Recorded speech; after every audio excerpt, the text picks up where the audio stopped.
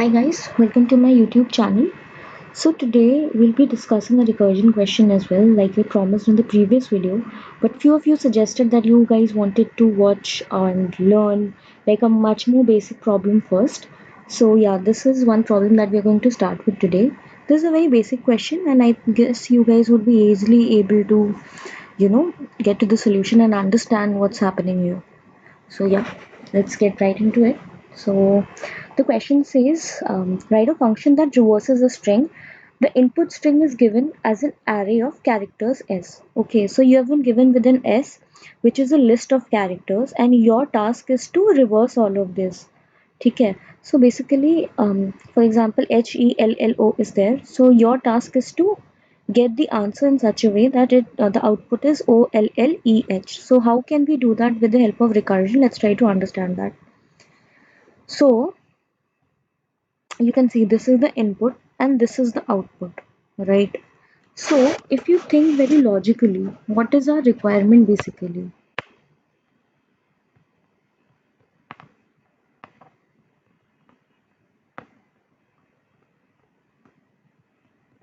So if you see what is our requirement, is it not that at this position we want whatever is present at this position?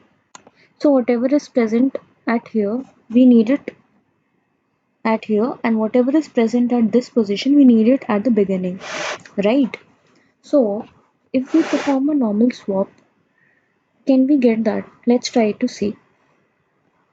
If I do, okay, I have an O here and I have an H here, I basically swapped. Okay, have I arrived at the answer? No, right? Because what I need to get is this, right? OLLEH, right? Now, what can we see here? If we swap these two letters as well, these two characters as well, what will be our result? Our result would be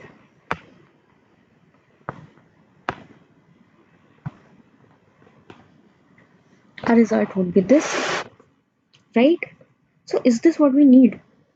Yes, it is. So you could see, right? If we perform recursion in such a way that the swapping happens from the beginning and from the end until it reaches a point in the middle. In case of an odd length list, we can say that we have successfully reversed a string or reversed a list of characters, right? Now, why did I say that? Now let's consider this was an odd length list. Okay, now let's consider if we have an even length.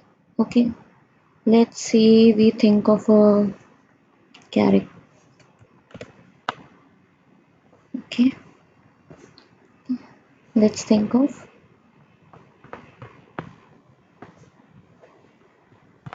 back.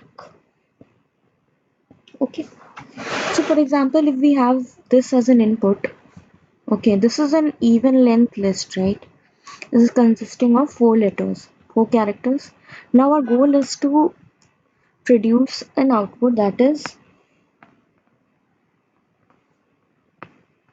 this, right? Now how can we do that? Again, the same thing that we did earlier. If we can keep swapping these letters, what will happen? In the first iteration, this and this will get swapped, right? So we'll get, sorry, we'll get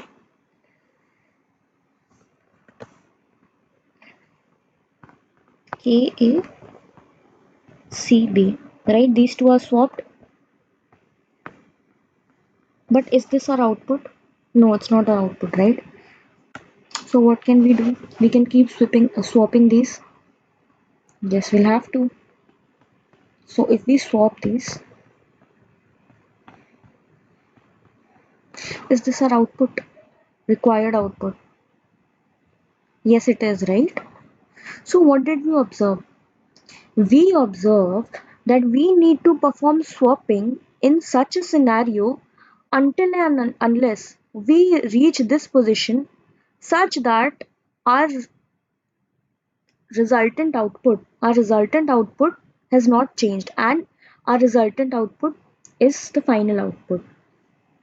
That means, let's consider you have this, okay? So if in any case you keep swapping, there is a position where you'll have to stop swapping. Why?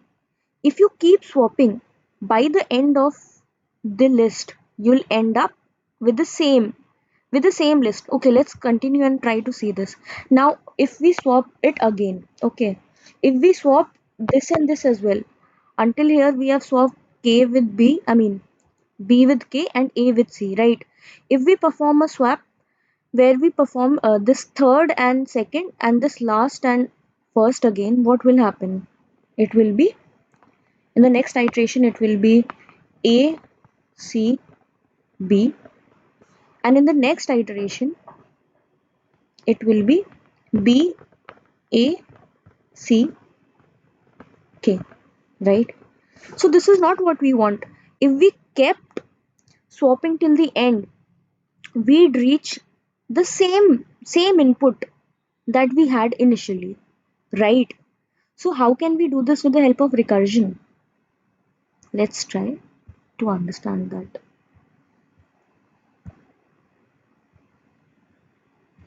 Let's say we have a function for our recursion. Okay, let's say our function as reverse. Okay, now we need to swap these and this, right? What are these? These are indexes, right? So what is this indexed initially? Can I give this index as, let's consider this as start, and this, let's consider this as an end. So I'll say, like, I'll pass to this reverse method the arguments as string, my start and my end. Okay, what I need to do, I need to perform swapping, right? I was performing swapping, right? So let's say we did this.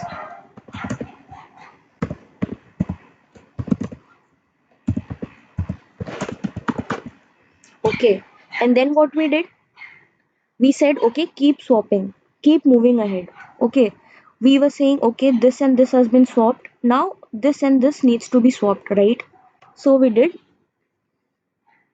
called the recursive function again, and we incremented this pointer, which is as the start, and decremented this pointer, which was pointing to the last, right?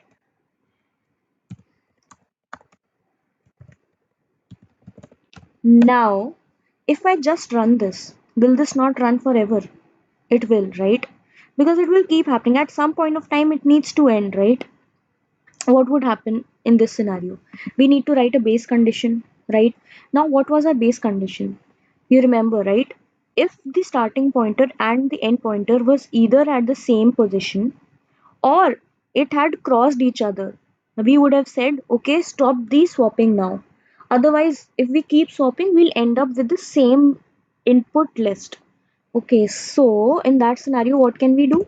We can give a condition. We can say if start is greater than or equal to the end, in that scenario, return.